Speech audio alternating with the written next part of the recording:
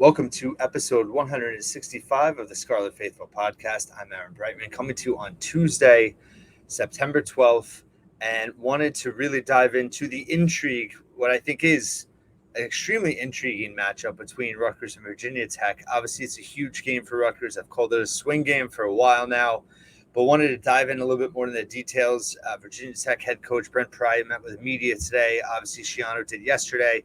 I've written a couple articles based on his comments, both on the offense and the defense, being Schiano. And then Brent Pry gave some injury updates. But I wanted to give first the dynamic of this matchup. So if you don't know Brent Pry, he is the longtime defensive coordinator for James Franklin, both at Vanderbilt and at Penn State for the first 7 years, from 2014 to 21, before he got the head coaching job at Virginia Tech. So he knows Rutgers. He's obviously been on the winning side for quite some time and dominated and seen some terrible Rutgers offenses.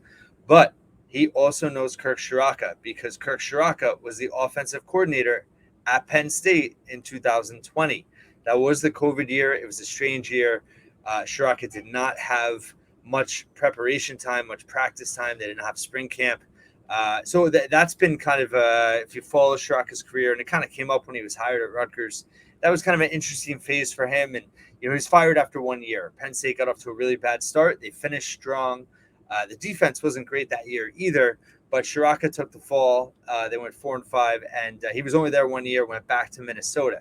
But Pry and Ciarrocca know each other, right? Ciarrocca's offense and Pry's defense went head-to-head for an entire shortened season. Didn't have full offseason, but obviously they're going to know each other's systems. They're going to know what each other's tendencies are, what they like to do. So that's a very interesting storyline for this game, without a doubt. And then you add in the injury part, where their quarterback, Grant Wells, who I just read an interesting statistic, is 2-10 as a starter in one-score games. There's a contingent of Virginia Tech that is rooting for Kyron Drones to get the start instead. He started the last drive of the loss to Purdue. He's a transfer from Baylor. If you want to get a little scared right now, I apologize, but he is the dreaded dual threat quarterback that Rutgers has typically struggled with in the past. He is very mobile and gives a different dynamic to the Virginia Tech offense. And that's why a lot of Virginia Tech writers are calling for him to get the start, because he totally changes the dynamic of their offense, which is extremely shorthanded right now. So they've really been hit by the injury bug. I hinted about this on Monday's podcast, right? I touched on it. I shouldn't say hinted.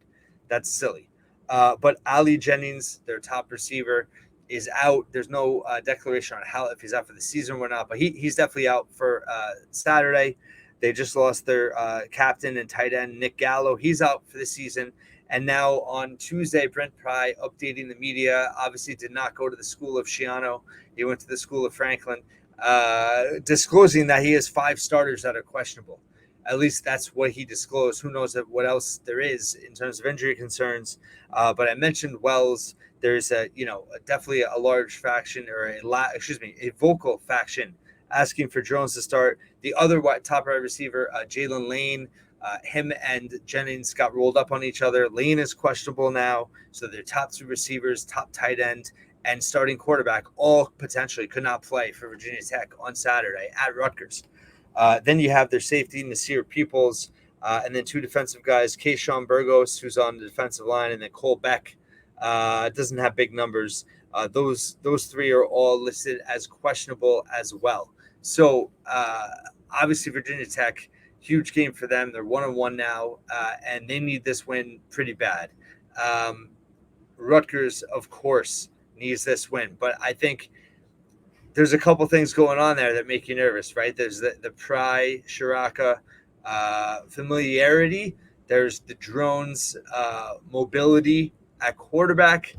And it's just a matter of, this is one of those, we talked about it. Maybe I've talked about it too much with the Northwestern game. It's one of those on paper that, as Rutgers fans, you have a right to be worried about, because everything seems to be in Rutgers' favor. And those are the types of games that over the years, too many times, they've lost.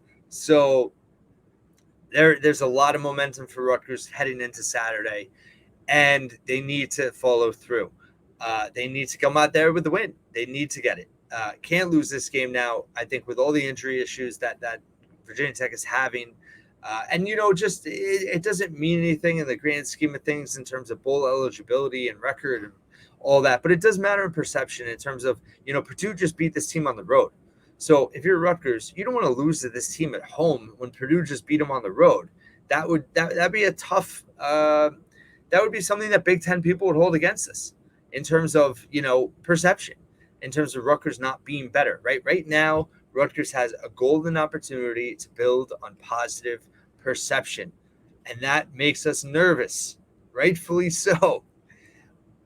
But if they can win, if they can beat Virginia Tech, that's 2 Power 5 wins. That's 1 Big Ten win we know, and you're going to the Big House 3-0 against the number 2 team in the land.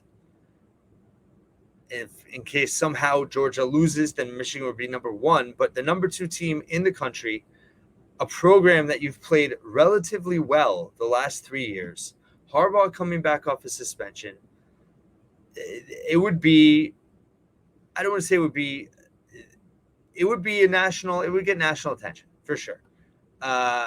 Now, those that are going to be upset that I am talking about Michigan in front of Virginia Tech, I don't play.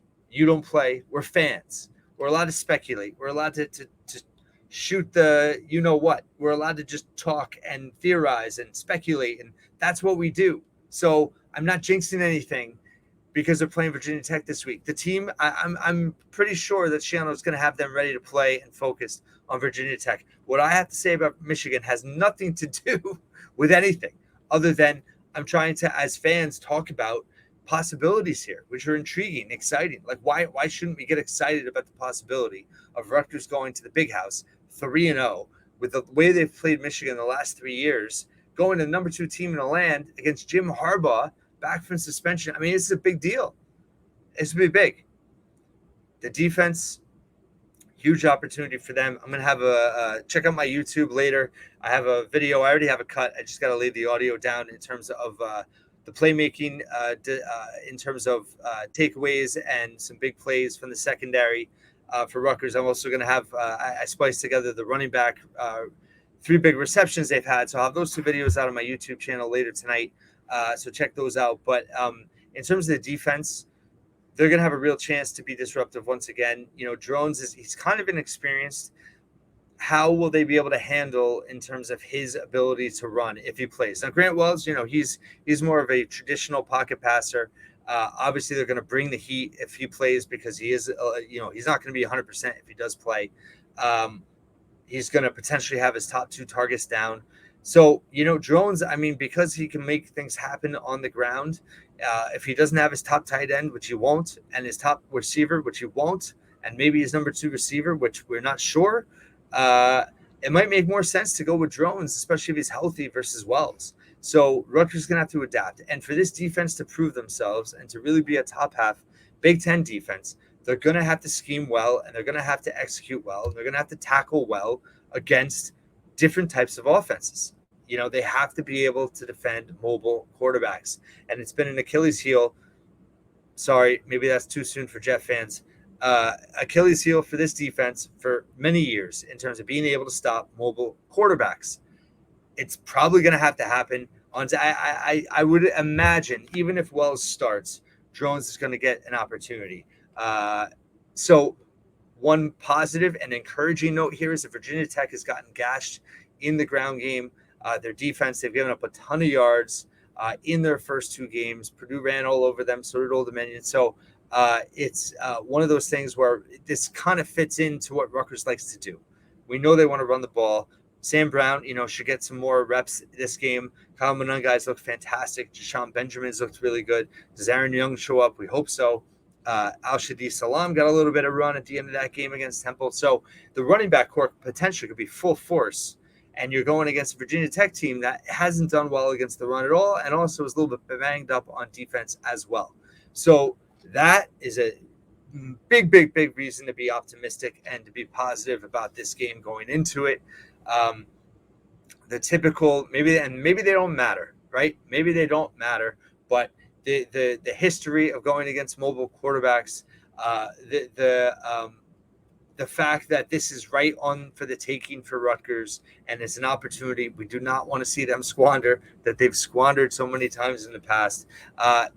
Those are reasons why naturally I'm just nervous, being honest. I'm sure there's plenty of Rutgers fans that are nervous about it too. But in terms of executing on the field, Rutgers, I'm very confident the offense can have another productive day, that they can run the ball. Gavin Wimsatt obviously has to play mistake-free football, but I think he's going to be able to run in this game. And, it's an opportunity for the offense to really assert themselves and stack together 3 solid performances in a row going into Michigan would be a huge confidence builder for the offense. Defensively, like I said, depth-wise, the defensive line has pretty much delivered as expected so far. Multiple contributors. 6 different guys have multiple pressures this year. It's not just about sacks and tackles and tackles for loss. Aaron Lewis has nine pressures. Overall, his stats don't look great, but 9 pressures, that's a lot, and it's by far the most on the team. Motoré has 7. Motoré, by the way, has been really good in 2 games back. So I think he's just going to get better and better. They've had 4 forced fumbles, which is kind of gets lost, I think, a little bit in the stats because they did not recover 1, which I still don't understand how. There's been a couple that I'm just like, how did they not come up with those? And that doesn't even count the one that wasn't ruled as a fumble. That was a terrible call by the officials in the Temple game. So they're forcing fumbles. They're being disruptive. They're getting interceptions. They're getting to the quarterback.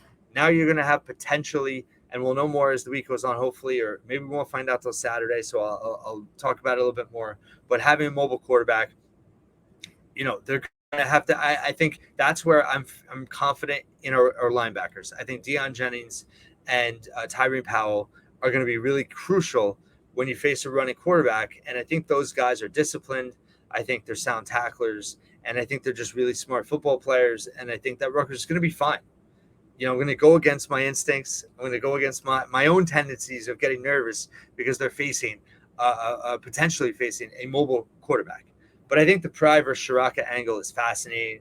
I'm sure Ciarrocca is going to be fired up in this game in his own mellow, cerebral, soft-spoken way. I really enjoy listening to him. I wish he was allowed to speak to the media more, but I digress. But I really think that Ciarrocca is going to bring it in this game. And frankly, this is a game you have to have. So are they going to save something for Michigan? I don't know. I think it's a little bit silly. Schiano's talked in the past about, coaching familiarity. It really doesn't matter so much as just executing on the field. And like I said, Pry and Ciarrocca, they're going to know each other pretty well. Schiano's going to know Pry pretty well from just facing Penn State, 20 and 21. But he's been around the block. He knows who Brent Pry is. So they're going to know inside and out each other. So that's going to be really fascinating to watch in terms of that storyline. And, this is a game that really is a ceiling raiser for Rutgers. You get that 3rd win.